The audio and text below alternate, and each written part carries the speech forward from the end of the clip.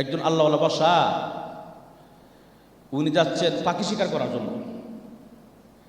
ইবনে আব্বাস রাদিয়াল্লাহু আনহু উনি ওনার একটা তাফসিরি কিতাবে উনি এই ঘটনা আনছেন।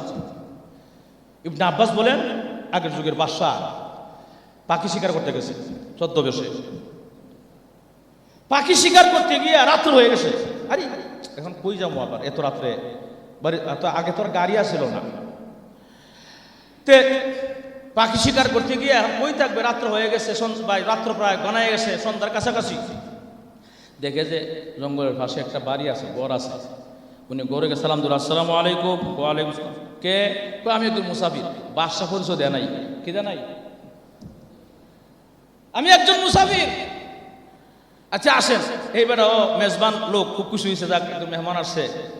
এক করে সুন্দর মতো আপ্যায়ন যা আছে, মেহমানের যা প্রয়োজন সব আদায় করলো। এবং উনি আসার পর একটা গাভী আসছিল।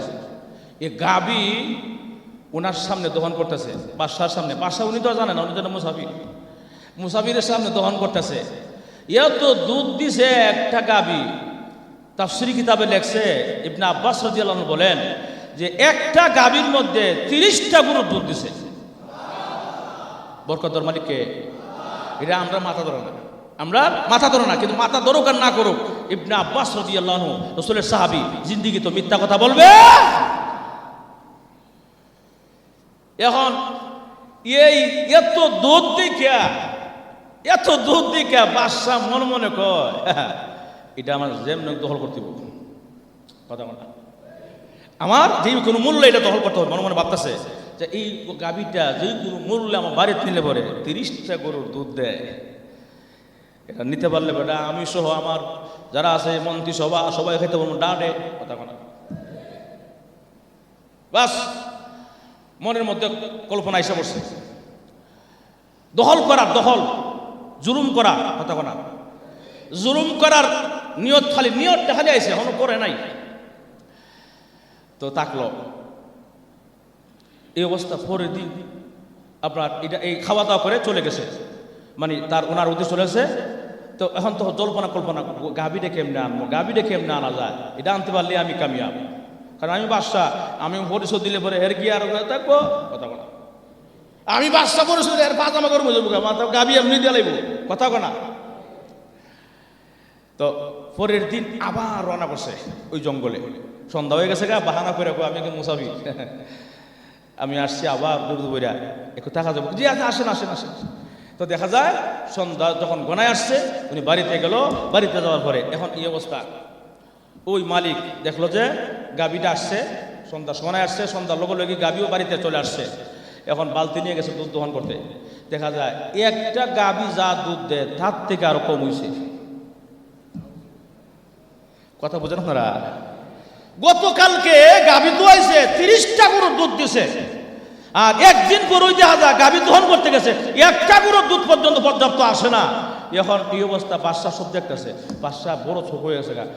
এই মেজবান ভাই, এটা কি গতকালকার গাভী না? জি।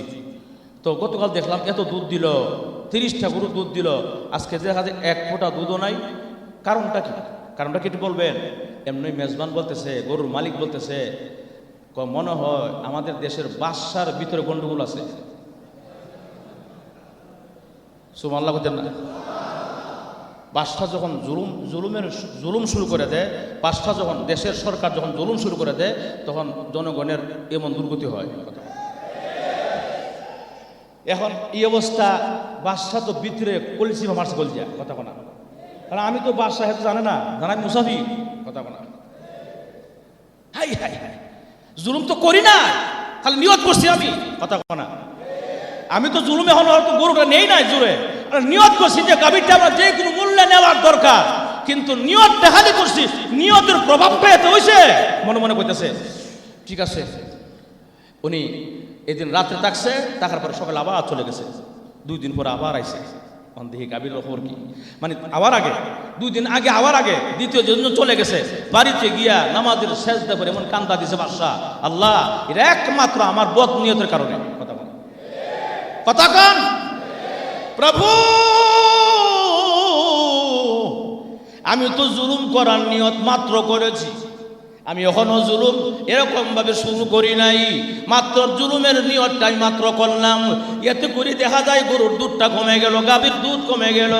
আল্লাহ এটা আমার কারণে হয়েছে। আল্লাহ বাদশাহ যদিও ছিল বাদশাহ, কিন্তু আল্লাহওয়ালা বাদশাহ ছিল।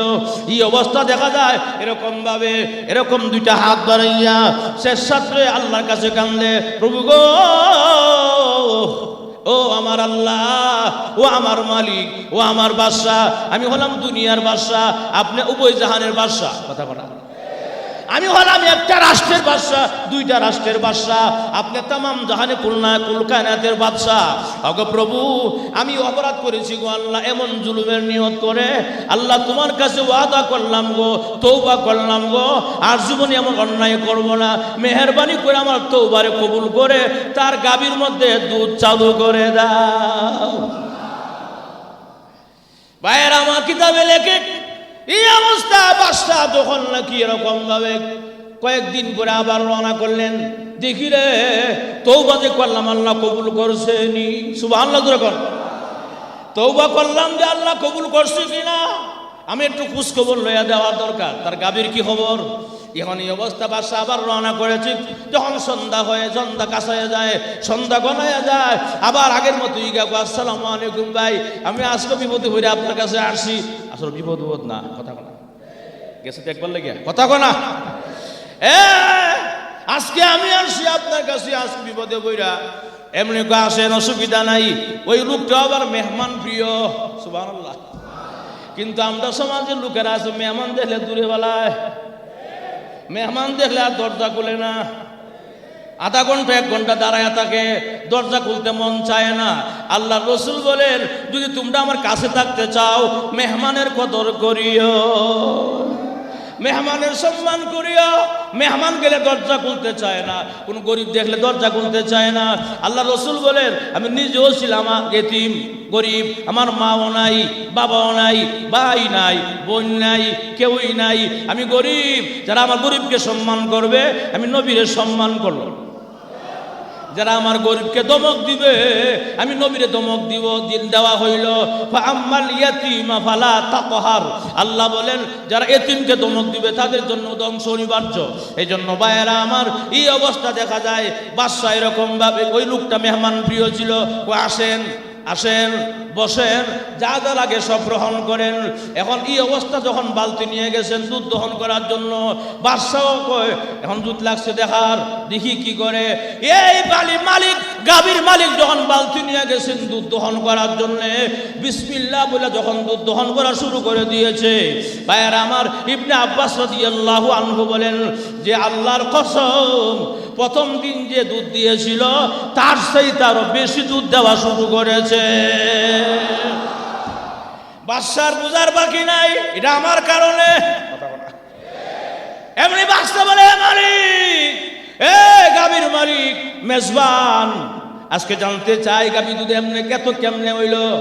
এদিন দিয়ে গত 2 দিন আগে আসলাম, কোনো দুধ নাই। প্রথম দিন দিয়েছিল, এরপরে মাঝখানে আবার নাই, আজকে আবার এত দুধ কেমনে হইলো জানতে চাই। এমনি গাভীর মালিক বলে, মনে হয় আমার দেশের বাদশা আল্লাহর কাছে তওবা করেছে,